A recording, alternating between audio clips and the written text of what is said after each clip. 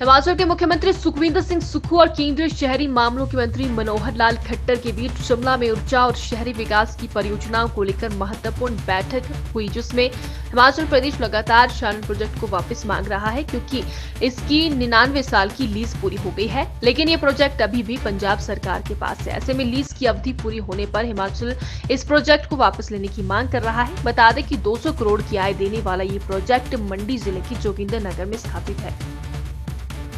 कुछ बातों पर विषय आगे बढ़ा है और पंजाब के लोगों से भी हम बातचीत करेंगे और आपस में बैठ के इसका कोई ना कोई रास्ता निकालेंगे। इसी प्रकार एक मिनट शानन प्रोजेक्ट जहाँ तक है वो भी, क्योंकि उसके 100 वर्ष लीज के पीरियड के पूरे हो गए हैं और कुछ मतभेद हैं, तो खास करके पंजाब के साथ वो विषय ज़्यादा है। तो सुप्रीम कोर्ट में भी पंजाब शायद उसमें पंजाबी गया ना, तो पंजाब सरकार उसमें सुप्रीम कोर्ट में गई है। हमको तो एक उसमें एफिडेविट देना है और हम उसमें जो भी पंजाब रीऑर्गेनाइजेशन एक्ट 1966 का था उसके अनुसार कोई मतभेद है उसका अध्ययन करेंगे और अध्ययन करने के बाद जो भी उसमें न्यायपूर्वक होगा, जो ठीक बात होगी, वही केंद्र सरकार का हमारा व्यू पॉइंट रहेगा। हम किसी को अलग से फेवर करने के विषय में नहीं है। हम तो जो चीज़ें as per act, as per law, वो जो होगा उसके अनुसार हम अपना स्टैंड लेंगे। देश की ऊर्जा रसीद और कुठेर पावर प्रोजेक्ट, उसमें 12, 18, 30 वाला प्रोजेक्ट और 40-7 वाला प्रोजेक्ट हमको हिमाचल में वापस मिले। पॉलिसी नेशंस के लिए होते हैं, लेकिन उसमें गंभीरतापूर्ण विचार करके कहा गया कि हम सब बिंदुओं पर विचार करेंगे इस पॉलिसी के बारे में और 15 जनवरी तक कोई ना कोई इसमें फैसला लेने की बात की गई है और ये मैटर अभी कोर्ट में भी है। तो इन विषयों पर बहुत विस्तृत से माननीय मंत्री जी ने देखा, विचार किया, क्योंकि हमारे पास पानी के अलावा कोई रॉ मटेरियल है ही नहीं है। इंडस्ट्री हमारी सिर्फ बद्दी वाली लाइन पर है, तो ये हमारे लिए एक बहुत ही महत्वपूर्ण विषय था जिस पर बहुत गंभीरता से विचार करने के बाद, अधिकारियों की बैठक करने के बाद फिर कैलकुलेशंस पर जाएंगे, फिर कैसे आगे बढ़ा जाएगा वो फैसला 15 जनवरी से पहले आएगा। दूसरा विषय हमारा शानन प्रोजेक्ट का बारे में था। शानन प्रोजेक्ट के बारे में हमने माननीय मंत्री जी से अनुरोध किया, जो भी कानून के दायरे 1966 का जो रीऑर्गेनाइजेशन एक्ट है उसके तहत जो कानून बना है, उस कानून के दायरे के तहत आप भी एक सुप्रीम कोर्ट में एफिडेविट दीजिए। पंजाब सुप्रीम कोर्ट गया हुआ है, क्योंकि जो हमारा शानन पावर प्रोजेक्ट था वो ओल्ड हिमाचल में था। तो मर्जर जो हमारा हुआ था वो 1966 में जो एरिया थे वो उसका पार्ट ही नहीं था। तो माननीय मंत्री जी ने दिशा निर्देश दिए कि मुझे उस एक्ट की कॉपी पढ़ाई जाए और जो उस समय के एक्ट के हिसाब से ही अपना एफिडेविट देंगे। और पंजाब ने जो क्लेम किया है वो गलत क्लेम किया। पंजाब भी हमारा भाई है, लेकिन उनसे हम चाहेंगे कि जो एक्ट की मूल विचार है उसको उसमें सम्मिलित किया जाए।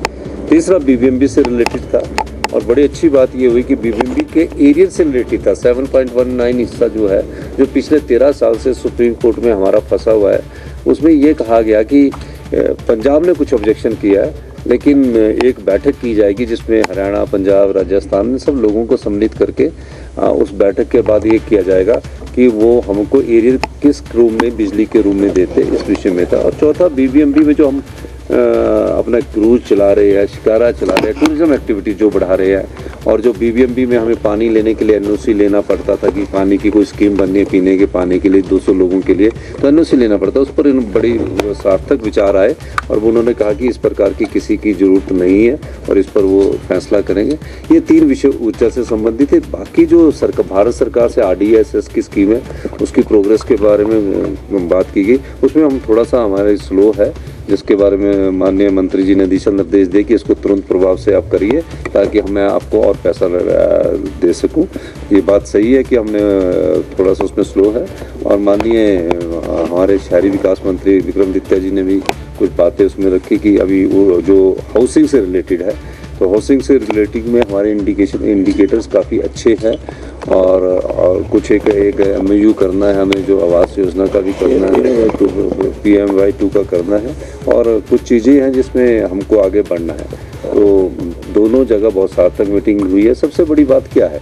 सबसे बड़ी बात है कि 2 घंटे लगाकर कोई केंद्रीय मंत्री यहाँ आकर बात सुनता है तो उसकी बात पर बहुत ज़्यादा बात रहती है। मैं पिछले दिनों भी माननीय मंत्री जी से मिला था अपनी रॉयल्टी के लेकर, हिमाचल के इंटरेस्ट के लेकर, तो माननीय मंत्री जी ने बड़ी गंभीरतापूर्वक बात की और आज भी बड़ी गंभीरतापूर्वक से बात की है, क्योंकि नेशनल प्रोस्पेक्टिव के पॉइंट ऑफ व्यू से भी कई चीज़ों को देखना होता है, लेकिन हमारे स्टेट के इंटरेस्ट को भी हम देखना चाह रहे हैं। हमने कहा कि जब प्राइवेट प्लेयर हमको 12, 18, 30 दे सकते हैं तो लोक उपक्रम क्यों नहीं दे सकते। तो एक स्टडी करना पड़ेगा कि किसका क्या इम्पैक्ट पड़ता है। सारी स्टडी के बाद हम आगे बढ़ेंगे और निश्चित तौर पर आज दोनों विषयों पर बहुत अच्छी बात है। और प्रोग्रेस बोर्ड लेकर आपने, हमको भी कुछ चीज़ें पता होती है, जब प्रेजेंटेशन होती है तो हमें भी कुछ चीज़ों का ज्ञान होता है। ये बहुत अच्छी पहल माननीय मंत्री जी ने की और ये मेरे ख्याल पहले ये केंद्रीय मंत्री होंगे जो पूरे राज्यों में जाकर जा रहे हैं। मैं इनका व्यक्तिगत तौर से भी धन्यवाद करूँगा कि आपने जो हमको बातें सुनी है और उस पर गंभीरतापूर्वक फैसला करने की बात कही है। नहीं तो क्या होता है कि मैं जाता हूँ, फिर वो कागज़ पर वहाँ पड़ा रहते हैं, फिर उसके बाद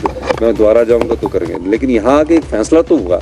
काफ़ी सालों से हमारे कई फैसले अटके थे, 15-15 साल से फैसला अटके थे, और क्योंकि इनके पास अनुभव है, मुख्यमंत्री रहे हैं, तो फैसला करने की ताकत अनुभव देता, नॉलेज होती है, तो इन्होंने फैसला कर दिए। अब उसमें विषय में आगे बढ़ा जाएगा, उसके बाद बढ़ा जाएगा। तो मेरे को लगता है जल्दी हमारे इस मामले में फैसला सार्थक आएंगे और पॉजिटिविटी में आएंगे। और वैसे भी हमारे बड़े भाई की तरह है तो हमारे को अच्छा भी लगा। बहुत बहुत धन्यवाद।